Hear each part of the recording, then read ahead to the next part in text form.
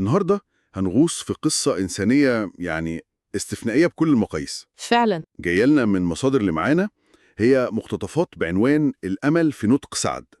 القصة عن طفل اسمه سعد اتولد بحالة نادرة جدا حالة صعبة قوي. أثرت على قدرته على الكلام بشكل كبير. تخيلوا معايا طفل عالم الأصوات عنده كله مختصر في حرفين بس، الميم واللام. بس كده؟ ميم ولام؟ يا الله. باقي الحروف كأنها مش موجودة في قاموسه خالص. وهي دي بقى نقطة البداية لرحلة مليانة تحديات، مش بس طبية، لأ، دي تحديات إنسانية ونفسية عميقة جدا. بالظبط. المصادر اللي بنشوفها دي بترسم صورة لرحلة الأب وابنه في مواجهة موقف يبان كأنه مستحيل. تمام. مهمتنا هنا إننا نستكشف تفاصيل الرحلة دي سوا، نفهم التحديات ونحاول نستخلص منها أبرز الدلالات والمشاعر اللي فيها، خاصة فكرة الأمل والإصرار في ظروف صعبة زي دي. بالظبط كده. طيب، خلينا نبدأ الرحلة من أولها، من لحظة التشخيص نفسها. القصة بتقول إن بعد فحوصات وتحليل كتير قوي، أكيد طبعاً، منها أشعة مقطعية على شنبه، المصدر بيوصفها كده، يمكن الوصف غريب شوية. على شنبه؟ غريبة دي فعلاً. اكتشفوا مشكلتين عند سعد. الأولى كانت جرثومة في المعدة، ودي حاجة. والتانية، ودي الأهم والأصعب، إن عنده حبل صوتي واحد بس هو اللي شغال. يا خبر! والتاني كأنه مش موجود أصلاً. المصدر استخدم تعبير ممسوح. ممسوح؟ يعني مش موجود خالص؟ كأنه مش موجود تماماً. طيب وجود مشكلتين مع بعض، واحدة هضمية زي جرثومة المعدة والتانية في جهاز النطق نفسه، ده في حد ذاته بيعقد الأمور جدا. أكيد. الحبل الصوتي الواحد ده معناه إن كل الحمل الصوتي والنطقي وقع عليه لوحده، وده بيفسر ليه قدرته على الكلام كانت محدودة قوي بالحرفين دول بس. صح. الطبيب المعالج اللي المصدر بيقول اسمه دكتور شوقي، أخصائي أنف وأذن وحنجرة، هو اللي قدم التشخيص ده. كان تشخيص واضح وصادم في نفس الوقت.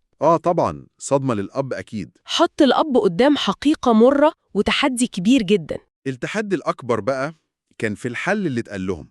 دكتور شوقي كان صريح جدا وقال لهم إن مفيش حل هنا في مصر. الحل الوحيد عملية جراحية دقيقة جدا ومكلفة جدا جدا، ولازم تتعامل بره في الهند. الهند؟ طب اشمعنى الهند؟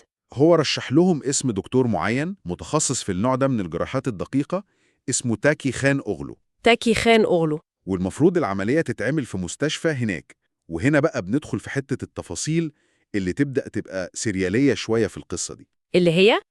اسم المستشفى زي ما مكتوب في المصدر هو أم الهنود الإعدادية المشتركة بنات. إيه؟ أم الهنود الإعدادية المشتركة بنات؟ ده اسم مستشفى؟ ده اللي مكتوب. لأ، الاسم ده لوحده يخلي أي حد يقف ويسأل.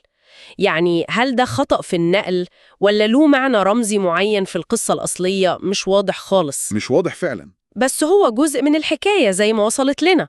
خلينا بس نرجع لنقطة الأهم، وهي التكلفة. التكلفة. دكتور شوقي وضح إن العملية محتاجة حبل صوتي صناعي. المصدر كمان بيوصفه وصف غريب قوي، ألماني 4 طبقات وارد الصين.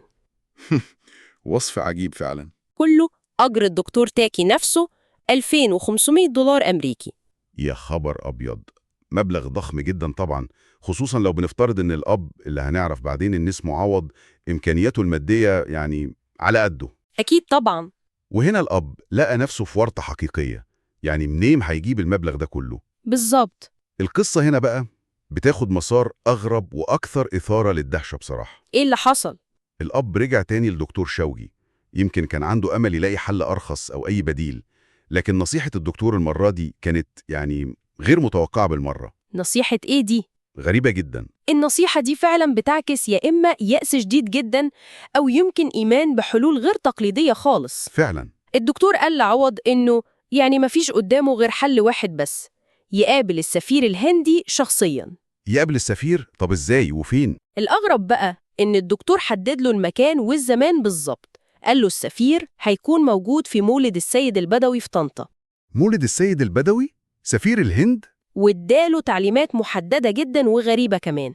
أول ما تشوفوه امسكوه من الجلابية بتاعته وعيطوا. لا لا لا، مش ممكن يمسك السفير من جلبابه ويعيط. وكأن ده مش كفاية، قال له لازم ياخد معاه مترجم، بس مش أي مترجم بيترجم من هندي لصيني. هند الصيني؟ ليه صيني؟ هم رايحين الهند أصلا. معرفش، هي التفاصيل كلها أغرب من بعض. أنا بصراحة مش قادر أتخيل الموقف ده. يعني سفير دولة بحجم الهند في مولد شعبي في طنطا، والمفروض الأب يروح يمسكه من هدومه ويعيط، ومعاه مترجم هند صيني. ده كلام يعني كأنه مشهد من فيلم كوميدي أو سريالي. بالظبط. لكن المدهش أكتر بقى إن الأب عوض في حالة اليأس دي والتمسك بأي قشة عمل كده فعلا. يا الله، عمل كده بجد؟ نفذ النصيحة بحذافيرها. وهنا بقى بنلمس قد إيه الأب ده كان يائس ومستعد يعمل أي حاجة مهما كانت تبدو غير منطقية عشان خاطر ابنه. طبعا طبعا. تنفيذ النصيحة دي كده بيورينا قد إيه هو كان مستعد يتخلى عن أي منطق أو كبرياء عشان يلاقي حل. وفكرة المترجم الهندي صيني دي لوحدها بتضيف طبقة من العبثية للموقف كله، كأن رحلة البحث عن العلاج بقت رحلة في عالم تاني خالص بقواعد مختلفة. والمفاجأة الأكبر بقى كانت في رد فعل السفير نفسه. عوض فعلا راح المولد وقابل السفير وحكى له قصة ابنه سعد ومعاناته. تفتكري عمل إيه السفير؟ طرده مثلاً؟ لا خالص. رد فعل السفير حسب المصدر كان إنساني لدرجة لا تصدق. بجد؟ السفير اتأثر جدا بقصة الطفل والأب وقرر يساعدهم فورا من غير أي تردد أو إجراءات رسمية معقدة. معقول؟ قال للأب: ما تقلقش خالص، أنا هساعدك، التأشيرة وتذاكر السفر عليا أنا شخصيا. ياه، دي لحظة تحول درامية في القصة كلها بصراحة، لحظة بتوضح قوة التعاطف الإنساني وقد إيه ممكن يكسر كل الحواجز. فعلا. المساعدة هنا ما جاتش من خلال القنوات الدبلوماسية العادية، لا، دي جات من خلال لقاء عفوي وتأثر شخصي في مكان غير متوقع زي المولد.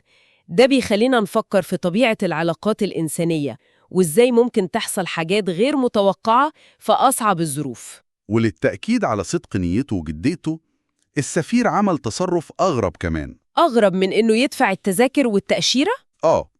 طلع موبايله الشخصي واداله الأب عوض، وقاله: لو التأشيرة والتذاكر ما جوش خلال يومين بالظبط، الموبايل ده حلال عليك. رهن موبايله؟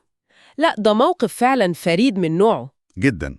وفعلا المصدر بيقول إن بعد كام يوم التأشيرة والتذاكر وصلته لبيت الأب. الموقف ده بيضيف بعد تاني لشخصية السفير زي ما القصة بترسمها، شخصية بتتجاوز المنصب الرسمي وبتتصرف بإنسانية مطلقة وجرأة كمان. وهنا الأمل بدأ يظهر بشكل حقيقي وملموس لعوض وسعد بعد فترة طويلة من القلق والحيرة. أكيد. لكن الإثارة والغرابة يعني ما خلصوش عند النقطة دي. لسه في تاني؟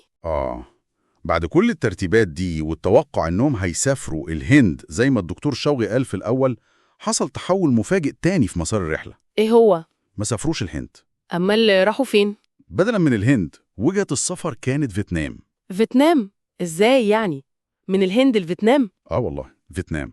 طب وتغيير الوجهة ده ليه؟ هل السفير هو اللي نسق الموضوع ده؟ هل الدكتور توكي ده بيشتغل في البلدين مثلا؟ المصدر مش بيوضح التفاصيل دي خالص. مفيش توضيح. بس ده بيزيد من غرابة الرحلة أكتر وأكتر، وبيضيف ليها طابع المغامرة اللي مش متخطط لها دي. والأغرب كمان إنهم ما سافروش لوحدهم. الأب عوض وابنه سعد انضم ليهم في الرحلة دي شخص ثالث، شخص غريب تماماً. شخص ثالث؟ مين ده؟ المصدر بيقول إن ده واحد قابلوه بالصدفة في المولد برضه، سمع قصتهم فتأثر بيها جدا وقرر يسافر معاهم على حساب الخاص عشان يساعدهم ويكون سند ليهم. ياه، شخص ما يعرفهمش خالص قرر يسافر معاهم فيتنام على حسابه؟ بالظبط، واحد غريب تماماً. لأ، دي حتة إنسانية تانية خالص في القصة، بتعكس فكرة إن فعل الخير والتعاطف ممكن يجي من أكتر المصادر غير المتوقعة، من شخص غريب بيقرر يشارك في مشكلة غيره بدافع التأثر الإنساني وبس. ده بيأكد فكرة إن وسط كل الغرابة واليأس ده كان فيه ومضات من التكافل الإنساني الجميل. فعلاً.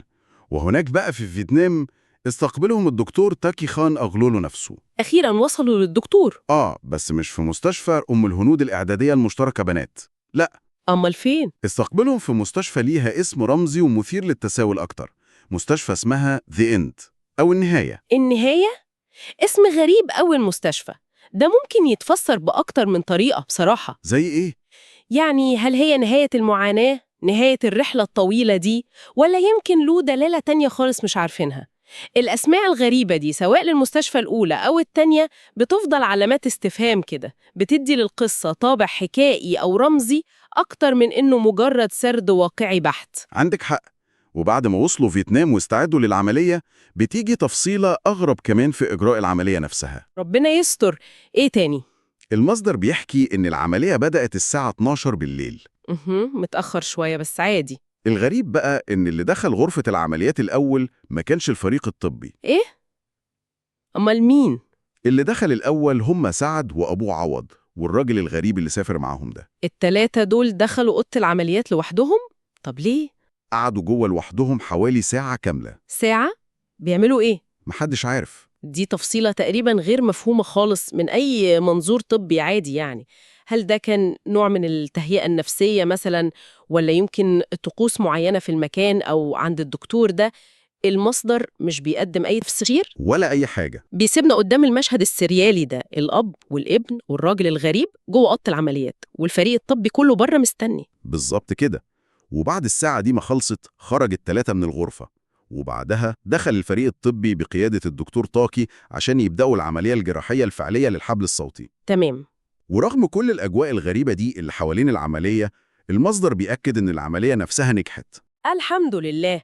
نجاح العملية رغم كل الظروف والتفاصيل الغريبة دي هو نقطة مهمة جدا، كأن الإرادة والأمل والتوفيق يعني اتغلبوا على كل حاجة مش منطقية أو غريبة في الرحلة دي. المهم في الآخر هو الوصول للهدف، إجراء الجراحة اللي ممكن تغير حياة سعد. فعلا. وبعد العملية بكام يوم جت اللحظة الحاسمة اللي الكل كان مستنيها بفارغ الصبر. لحظة الاختبار. لحظة اختبار نتيجة العملية. الدكتور طلب من سعد إنه يحاول يتكلم. المصدر بيوصف لحظة صمت وترقب شديد جدا في الغرفة. الكل، الأب، الأطباء، المترجم اللي معاهم، الراجل الغريب، كلهم كانوا حابسين أنفاسهم. أكيد. وسعد فتح بقه والأول مرة في حياته بصوت واضح ومسموع قال كلمة واحدة: يا بابا. يا الله. لحظة أكيد كانت مشحونة بمشاعر جياشة جدا جدا. الكلمة الأولى دي وخصوصا كلمة بابا كانت زي تتويج لكل التعب والمعاناة والصبر والمخاطرة اللي مر بيها الأب عوض. طبعا. أكيد كانت لحظة انفجار عاطفي لكل اللي كانوا موجودين.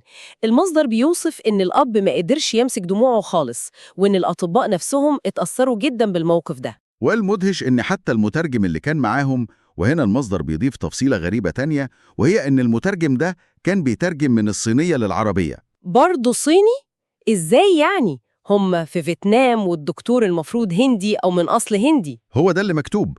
حتى المترجم ده حسب المصدر كان بيبكي من شدة التأثر بالموقف. سبحان الله. لكن بعد لحظة الفرحة الكبيرة دي كان في مفاجأة تانية، أو ممكن نقول يعني صدمة بسيطة. خير، إيه اللي حصل؟ بعد ما قال يا بابا، سعد بدأ يكح كتير جدا وما قدرش يكمل كلام. سكت تاني.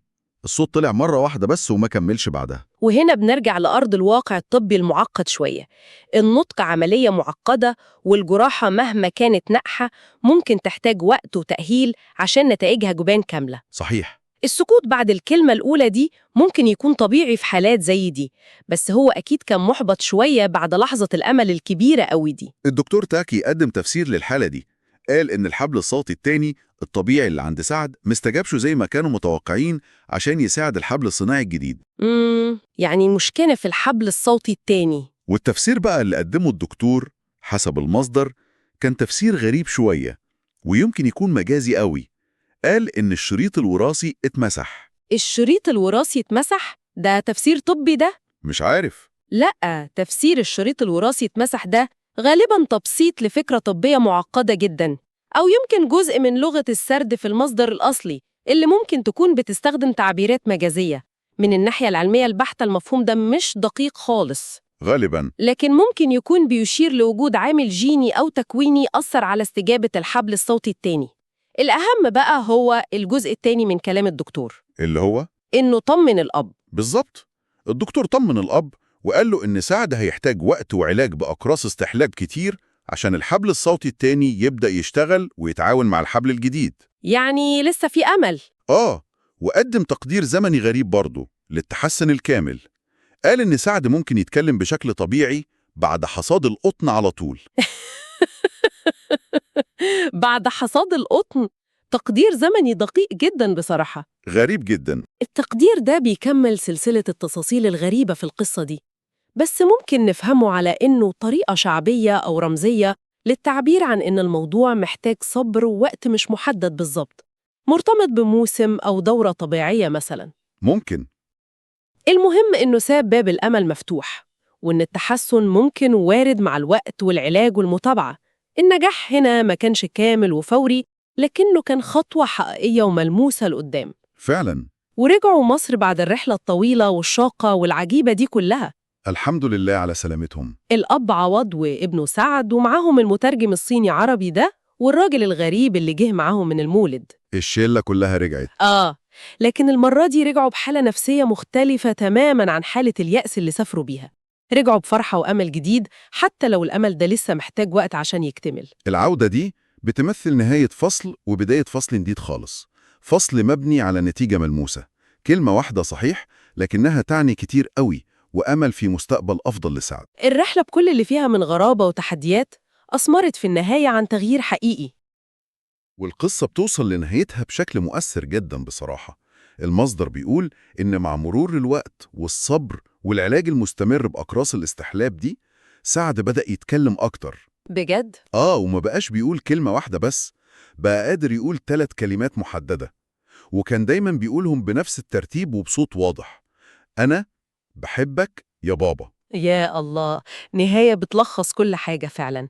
ال3 كلمات دول، أنا بحبك يا بابا، يمكن هم دول أكبر مكافأة وأعظم انتصار للأب عوض اللي عمل المستحيل عشان بس يسمع صوت ابنه. أكيد. رغم إن النجاح ممكن يكون جزء من المنظور الطبي البحت، يعني يمكن سعد ما تكلمش بطلاقة كاملة زي أي طفل طبيعي، لكن من المنظور الإنساني والعاطفي ده كان نجاح كامل، تحقيق أمنية الأب في إنه يتواصل مع ابنه ويسمع كلمة الحب دي منه. قصة سعد فعلا رحلة استثنائية، من التشخيص الصادم والمربك في الأول، لدوامة الحيرة المادية والتفكير في المستحيل، للمساعدة اللي جات من مكان غير متوقع خالص زي المولد عن طريق السفير، سبحان الله. للرحلة المحفوفة بالتفاصيل السريالية والمحطات غير المنطقية في فيتنام، للعملية الغريبة اللي تمت بنجاح جزئي وصولا للحظة نطق الأولى الفارقة دي، وأخيرا لكلمات الحب البسيطة اللي كانت زي النور في آخر النفق.